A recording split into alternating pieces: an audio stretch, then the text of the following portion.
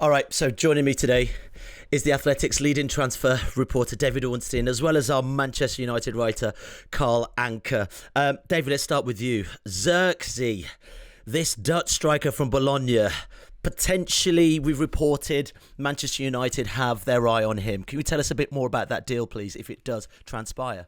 Yeah, I think he's always been high on Manchester United's wish list for this summer window. And yeah, they'll have considered a number of strikers, but our information has always been that he is high among them. And they've moved quite early in the window to try and get a deal sorted.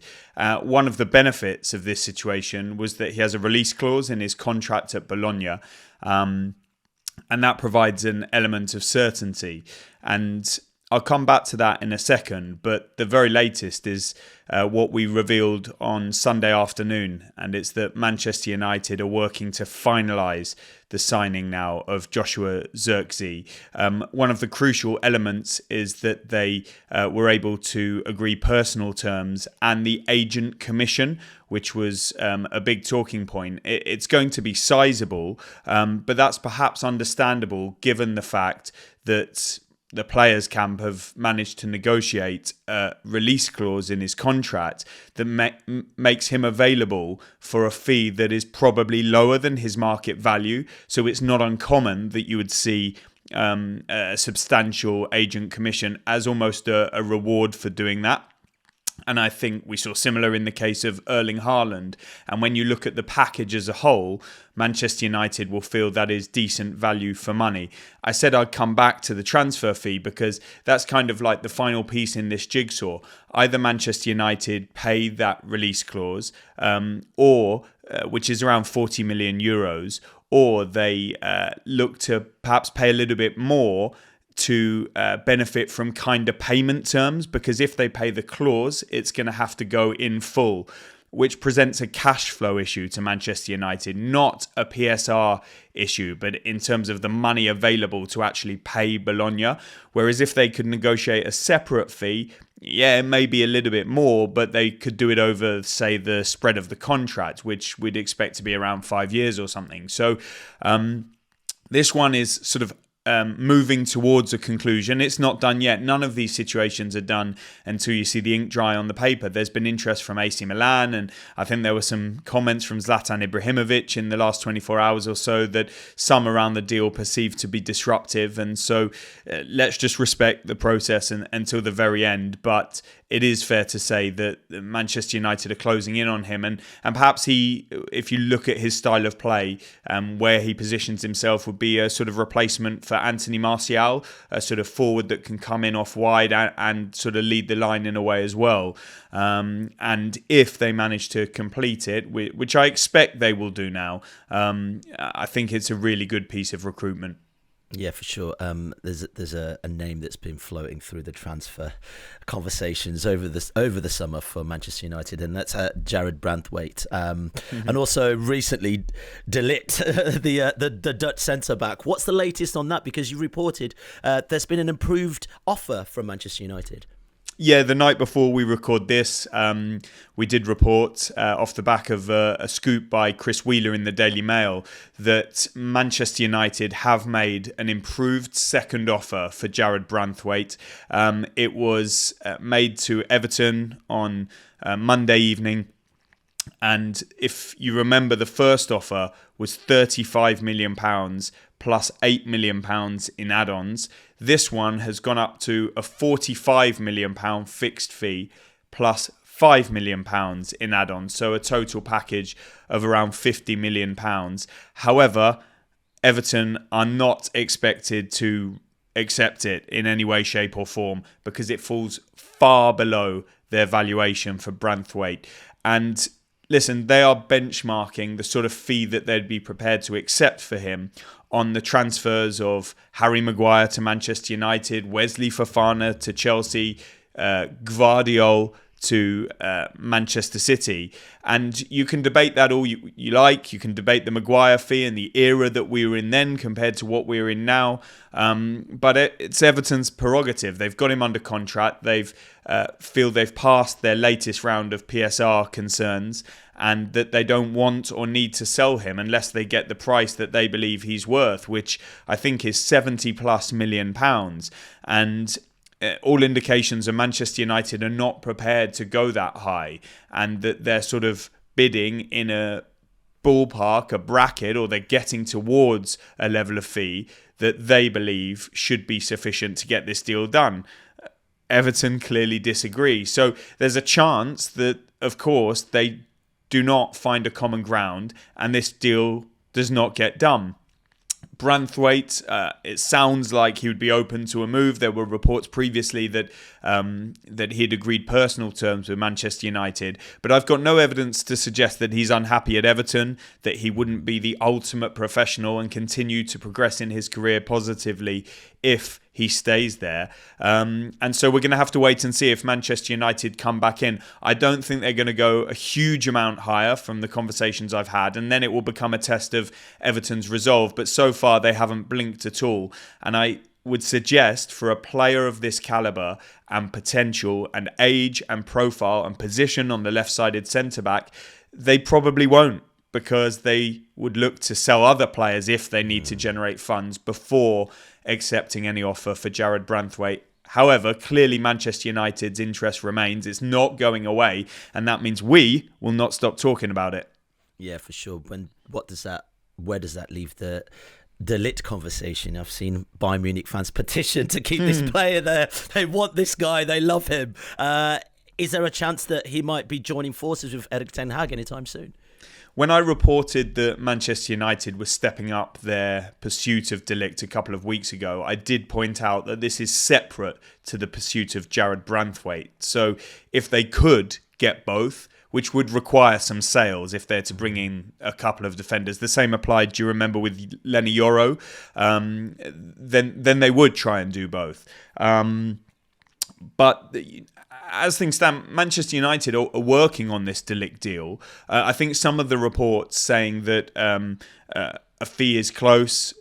My information is that's not necessarily accurate. I don't mean to sound any alarm, but as things stand, it's something Manchester United continue to work on. I don't have any sense of it being imminent, about to be done and announced. Famous last words, this podcast comes out and he's holding up a United shirt. Well, he's not, because he's at the Euros, so we'll be okay on that front. But I think a bit of patience is required on this. You've got a superpower in Bayern Munich who will want any fee that they require to be met. Can Manchester United meet it? I think these are just normal negotiations. Clearly he's a target for the club. I think that was initially driven by Erik ten Hag, and the club, after seeing difficulties with Branthwaite and Yoro and Jean-Claire Todibo, have come on board with it. He is somebody that they've tracked on a number of occasions in the past, when he was at Ajax, when he moved to Juventus, when he moved from Juventus to Bayern Munich.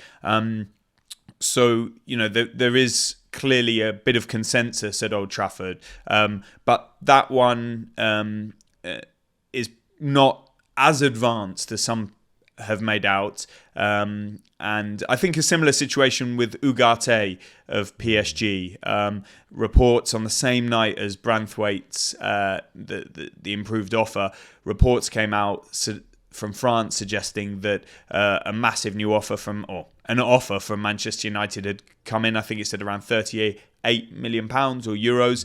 And the checks I made suggested that, again, this is perhaps a little bit premature, and that it's not guaranteed that United are going to go through with the Ugarte deal. I think there's other interest in him. I don't think there's unanimity inside Old Trafford to go for him, so it's going to take some more conversations.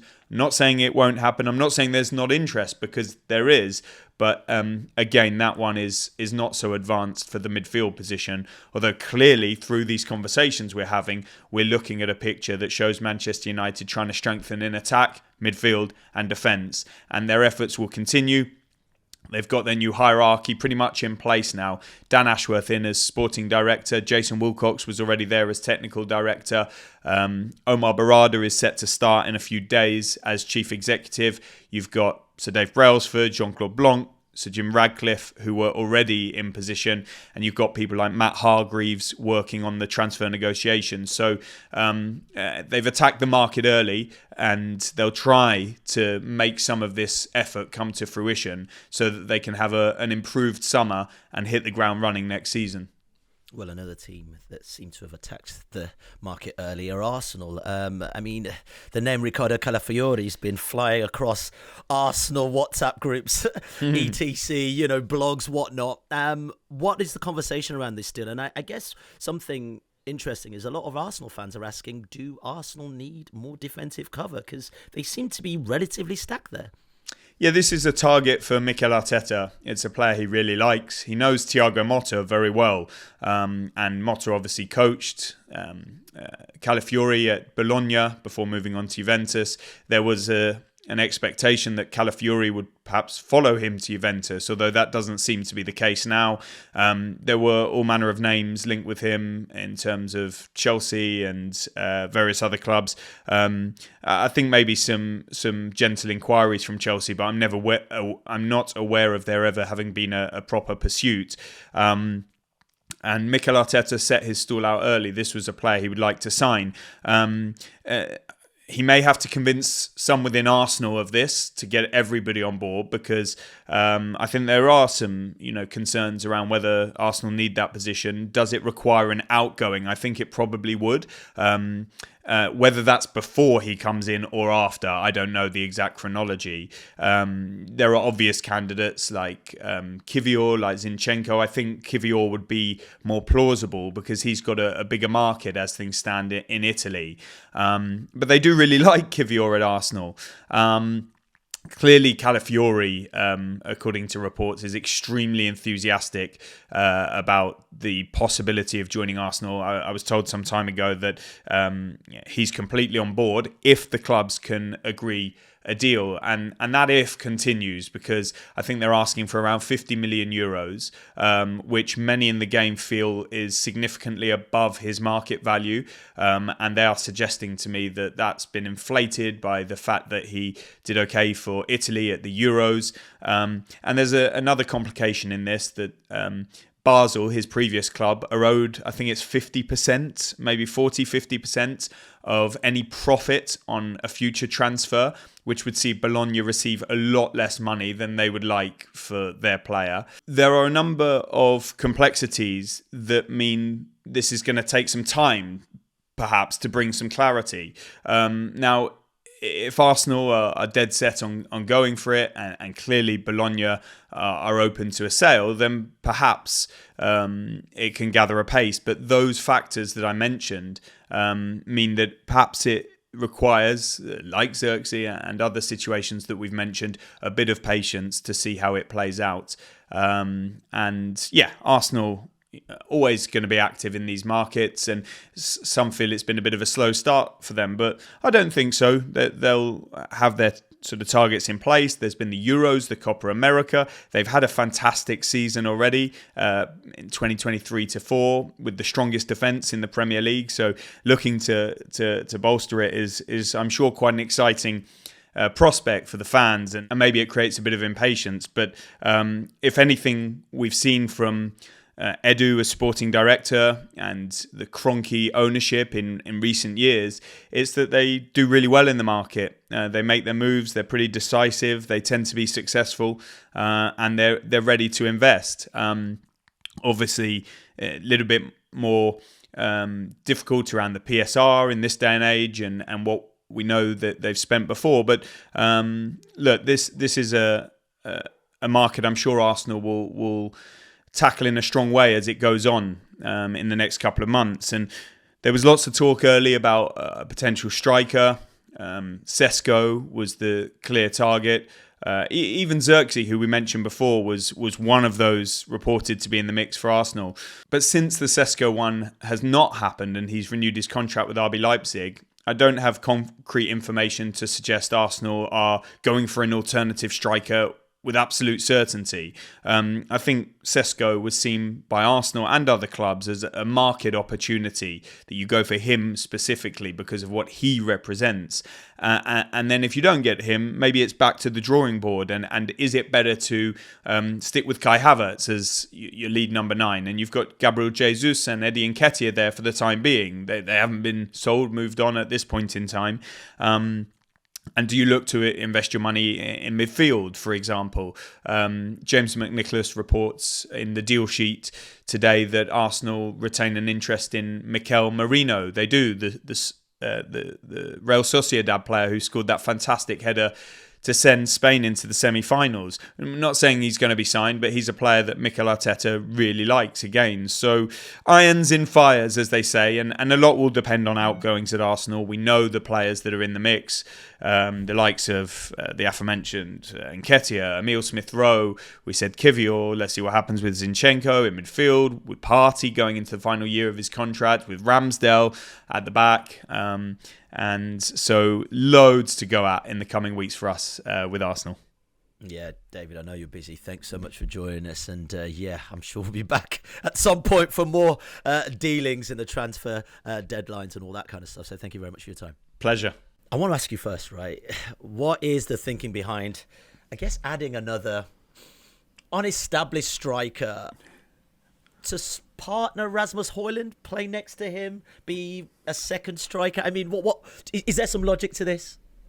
Yes, I think sort of separate the striker situation to Manchester United situation as a whole. And if you look at that Manchester United squad, it's very apparent they need to get younger in their recruitment. They really need to look at how they approach sort of their next title contending window. So a number of the players at United that are here or will be departing this summer are perhaps too old to be there for the next time Manchester United win their title. Casemiro is unlikely to be a Manchester United player the next time Manchester United win the Premier League. Rafael Varane won't be there. So the idea now is to get players under the age of 24 who can be there for 3 to 5 seasons and really contribute. So when Manchester United go from 8th position to higher than 8th and then eventually push up to the top 2, top 1, they will be in their peak years, sort of 28 to 29. So Zirkzee fixed that profile, absolutely. Young striker. So think of it less as unproven, more as young and developing. So that works. In terms of why go for a younger player rather than a more experienced striker to share playing time, I think the big thing about Zirkzee is his playing style. He offers a very, very interesting contrast to Rasmus Højlund, whereas Højlund's a sort of channel runner in the vein of Jamie Vardy or Ollie Watkins. Zirkzee is a link-up man.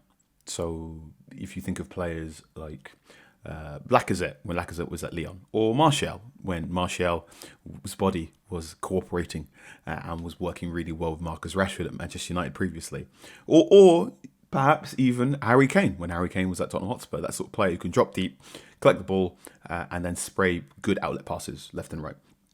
That is very, very different to Rasmus Højlund. So that gives Erik ten Hag 2 very different tools for whatever Premier League challenges come up. That's appealing. That makes sense.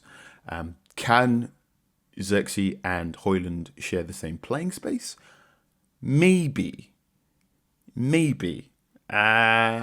It certainly has a lot of appeal if you like a good old-fashioned 4-4-2. So you have the Dutchman coming to drop and collect long balls from Andre Onana while Rasmus Højlund bombs forward from the right half space. That can work.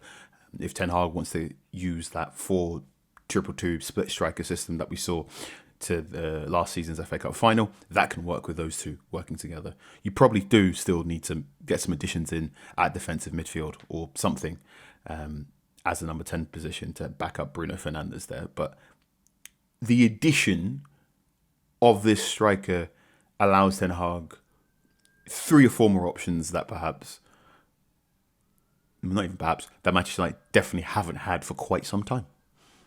Well, your colleague Laurie Whitwell also reports that Manchester United are in discussions with Brentford over Ivan Toney and even Everton over Dominic Calvert-Lewin. as more striking options. So maybe, I don't know, like we're talking about this younger profile, but I mean, surely a bit of experience up there would also be beneficial for Manchester United.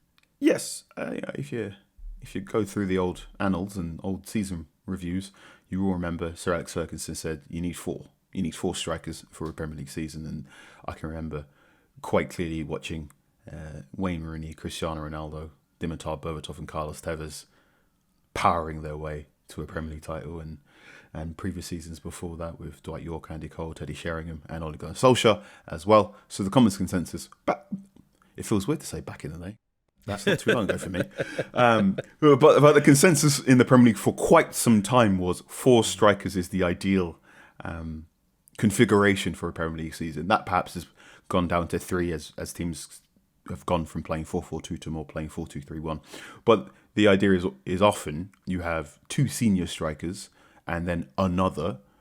And if that another is a youth player coming through the ranks, or perhaps someone towards the latter end of their career who isn't expected to play 20, 30 games a season, but perhaps is there to do 10, 15 minutes, that can work.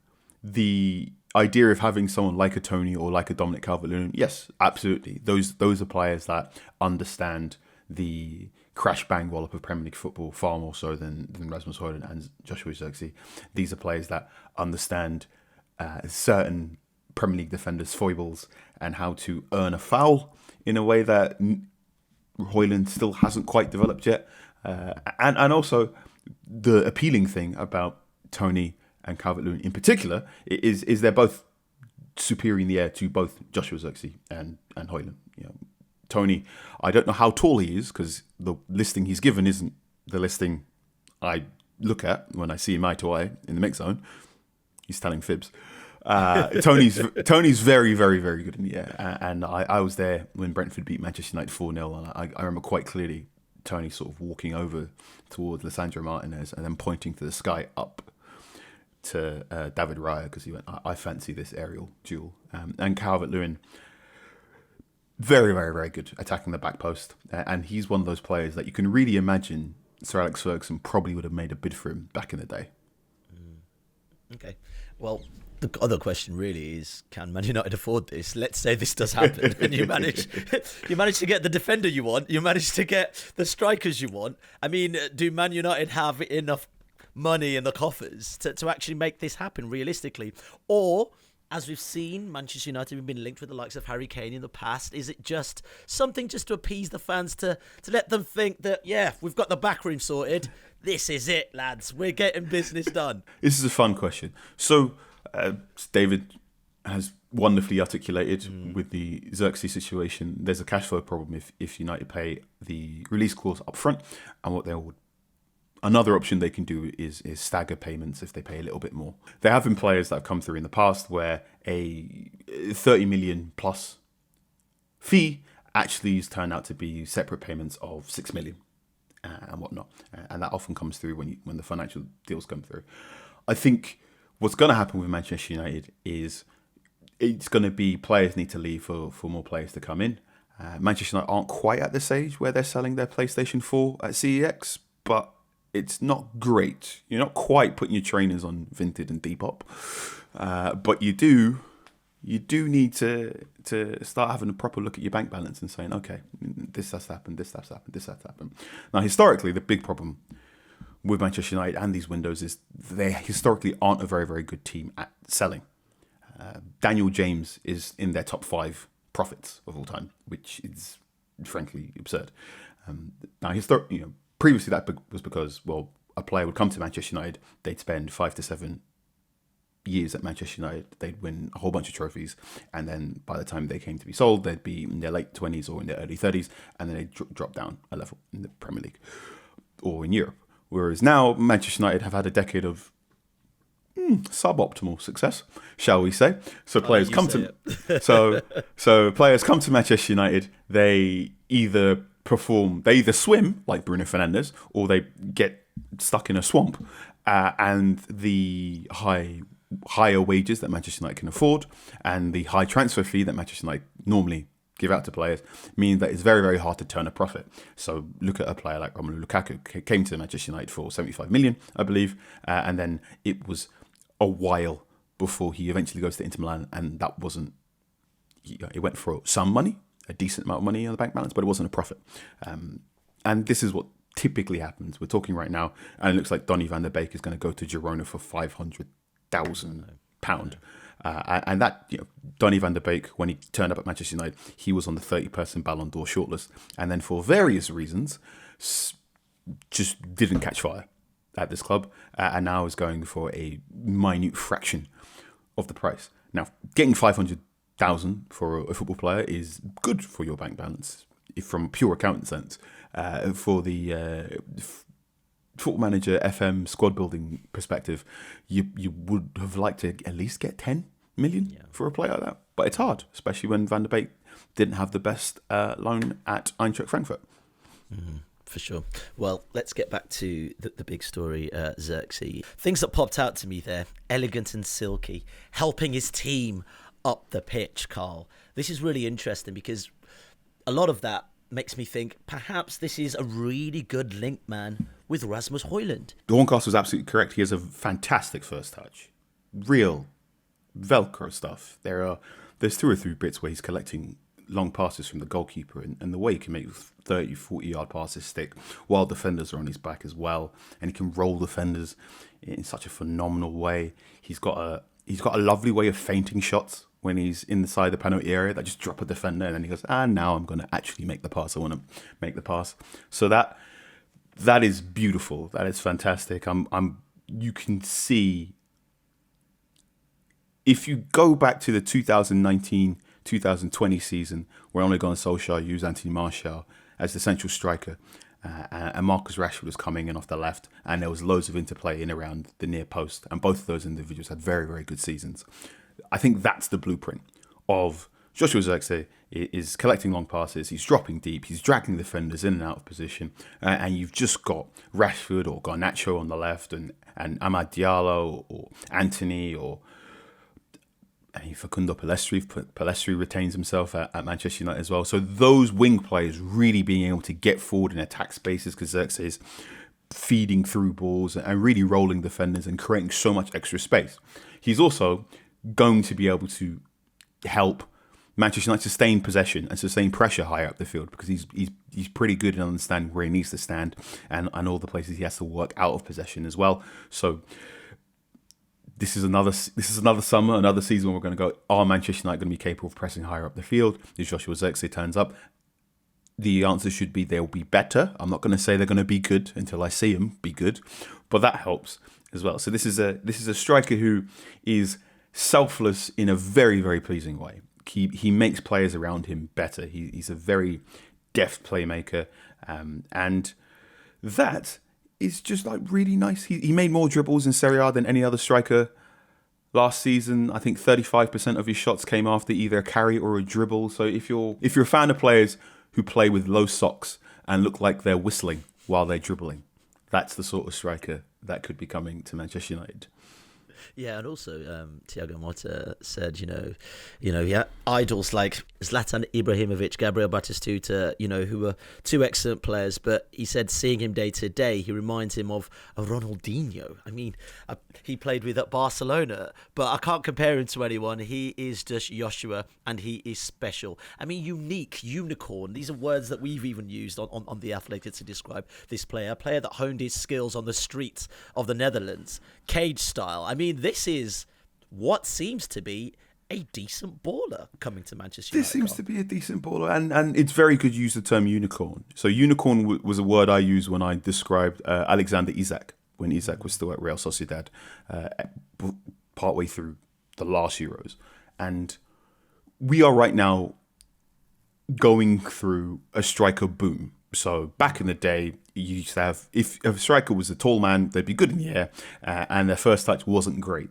Whereas now we're seeing a series of 6-foot+ strikers that have the dribbling skill and passing awareness of attacking players who are much closer to 5'9".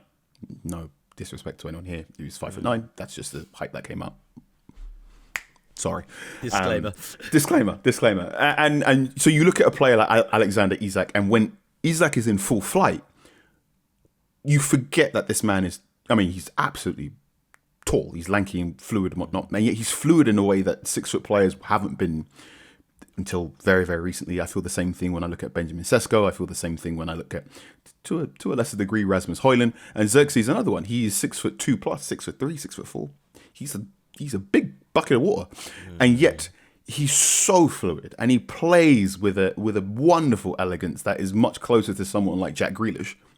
And I think that is the great joy in that you are now getting these very, very tall players who can play and be fluid in ways that much others haven't. And one amazing thing about Joshua is his body control. You know, for a man with that height, his ability to keep his center of gravity very, very low when he's challenging defenders and make sure he doesn't get knocked off the ball when he's running in full flight is great. He's got a wonderful sense of deceleration. So while he's great running into space, if he's running to space and it's a 2v2, he's also gets his head up and goes, let me just take it down a notch and wait for another player to come up, and then I can see if the through pass is on, and can I put a feint in, can I put a disguise in as well. So he's got fantastic match reading intelligence. It's the very, very best case scenario is he goes to development similar to Ibrahimovic. Watching Ibrahimovic in my 20s, I thought there'd never be a player like that. I never thought I'd see a tall player with that elegance. And I remember hearing stories that apparently when he was at Inter Milan, they were baffled by his ankle strength. Apparently his ankle ligaments were on another level. And then he went to another club, and then when he went to that club, the masseuses were going, "What is your configuration? What's going on with your ankles, bro?" Yeah, apparently, he went to another club, and I remember reading this in 442, and the masseuses were baffled by the configuration of his muscles and his back. So, yeah, tall men doing yoga and working on their balance and body control means now we've got some fantastic tall strikers. It's a joy to watch. All right, let's move on, because David said that the deals for Branthwaite and Ligt are, I guess, independent of each other, but they also seem to be moving quite slow at this moment in time. Are United playing the long game for these targets, not wanting to go in too early, go in too hard, perhaps from previous mistakes made in previous transfers? My interpretation of this, and this is my personal interpretation, outside looking in, no less than Ornstein on situation. I know less than David Ornstein about most situations. We all know less than David Ornstein. Is that Mathijs de Ligt is behind Jarrad Branthwaite on this shopping list of centre-backs. So every sort of season, Manchester United have their short list of players they like to buy. And at this point in time, it seems like Jarrad is a bit higher up than Mathijs de Ligt, but it also looks like the deal for de Ligt is more straightforward. So that seems to be the one that's developing more smoke before we can call the fire, shall we say. I'm sure there is someone in and around Manchester United that would like to have both centre-backs. That will present some form of cash flow issue that the accountants will try and see if that's possible, and that will probably require some jiggery-pokery and some player sales and whatnot, and looking at some salaries and blah, blah, blah, blah. But the pleasing thing, I think a lot of Manchester United fans listening to this will be going, oh my God, Manchester United, they're working on more than one deal at once. Because historically speaking, and you can look back at the last transfer window and previous transfer windows, it very much seemed as if it was one big signing at a time, due to, be it financial situation, the often slow signing off situation involving the Glazer hierarchy and whatnot. And I also believe Ole Gunnar Solskjaer once gave an interview where he said you basically get 3 signings a summer. You get 3 signings a summer as a Manchester United manager. And it seems as if those things are changing. I'm not going to say changed, but changing under the new Ineos structure. Yeah. So that's good. Will both of those players be Manchester United players at the end of the summer? I'm not sure. But the fact that United are trying is encouraging. Okay, I like that. Well, let's move on to Calafiori. This thing, currently, this trend, left side. Well, let's move on to Calafiori. This trend, left-footed centre-backs in hot demand, Branthwaite being one of those as well. Mm-hmm. Does this deal make sense for Arsenal? And from what you saw at the Euros, could Calafiori be a baller in the Premier League? First of all, I'm sad for Bologna. Right? So we've just spoken at length about Joshua Zirkzee going to Manchester United. We're now about to talk about Calafiori going to Arsenal. This is Bologna's first time getting into the Champions League. They've lost Thiago Motta to Juventus. So before the football casuals could even get acquainted with what was a fantastic football team last season, it's gone. It's raided. But I mean, look at Ten Hag with that Ajax team. It happens when you do very, very well. We got one season of the Ajax team all together in the Champions. We didn't even get to watch this team in Bologna. In the Champions League. Anyway, right. I digress. Can Calafiori be a baller for Arsenal? Maybe. This is a really interesting one. In there are definitely considerations Arsenal. Tactical considerations, necessities, requirements, however word you want to use at that left side. So there would point that right hand side at Arsenal is superb and fantastic and whatnot. But there are times where when Arsenal are less successful, having a bit of a difficult time in games, they can become too overly orientated on the right hand side. And Arteta, ideally, as a person who's worked with Pep Guardiola and has read loads of books about total football and Johan Cruyff, he would ideally want moments where the ball is circulated on the right hand side, defenses get dragged towards the right hand side, and then you can pull it back towards the left, and then a pass is made. That's not necessarily been totally possible due to, Zinchenko has been very, very useful at left back and then inverting, but Zinchenko is not the best defender. Arsenal fans have been very, very good at keeping that on the hush-hush, but I think that became a little bit more apparent last season. And Kirill, while he came through and definitely offered a very, very good option. He came through in January, and while he's offering quite a bit defensively, what he offers in terms of progression isn't perhaps Premier League winning quality, that nebulous thing. So there is definitely space there for an upgrade, and I think that entire left-hand side needs a bit of work. You need a little bit more fluidity at left back. You need a little bit greater ball circulation and fluidity between the left-sided midfielder and the left winger, it be that Trossard or be that Martinelli. So that can all use some work. So can Calafiori offer that? He offers more progressive play than Kirill. He's got a nice little whipped cross that you've seen in parts in the Euros, and he's in. I think what's also very pleasing about him is a bit similar to what we just discussed about Joshua Zirkzee. Is for a tall man, he's got good balance. He's got very, very good body control. He's not necessarily the quickest, and I think he can get beaten in a foot race down the line and down the channel. But his sense of anticipation, and he's often the fastest defender to react when things go wrong. He can pounce in a way that's quite pleasing. Michael Cox in 2019 wrote a fantastic piece about how centre-backs can be broken down into dogs who sort of chase after the man in possession, and cats who are very good at interpreting space and then realising, and now I've got to make the jump. And Calafiori at this point in time is a very good combination of both defensively. At this point in time, from what I've seen at Euros, he might be better suited to being the left-sided centre-back in a four, which is, I'm sure Arteta will say, that ain't no problem. I don't mind having a backup to... Yeah, we can make that work. I'm sure. I watched Arsenal play 4 centre-backs at Old Trafford towards the end of last season. I'm sure Arteta can find a way to get Gabriel and Calafiori to work in that configuration as well. And in terms of that progression play, yeah, there's definitely quality cut to Calafiori's passing game that can be used to help invert. I think when he receives the ball facing the opposition goal and he's got his head up, he can make some good passes, and then it gets a little bit sticky if obviously there's a bit of pressure. But when you've got a manager as great as Mikel Arteta in charge of you'll find ways to make sure that your strengths are exacerbated and your not so strengths are being hidden. So this is a deal that makes sense. I think it's also that thing of, like you say, the big thing now is left-sided centre-backs, because you talk about, is there a left-back in the world that can take, like a genuine left-back in the world that can take Arsenal up to the next level? And you're basically going to have to go to AC Milan and give them a very large amount of money for Theo Hernandez, because we're just in a dearth of left backs, because now you're either left-sided centre back or you're a right-sided winger who cuts inside and shoots on your left foot. Fair enough. Let's leave it there, Carl. Really appreciate your time as well, David, as well.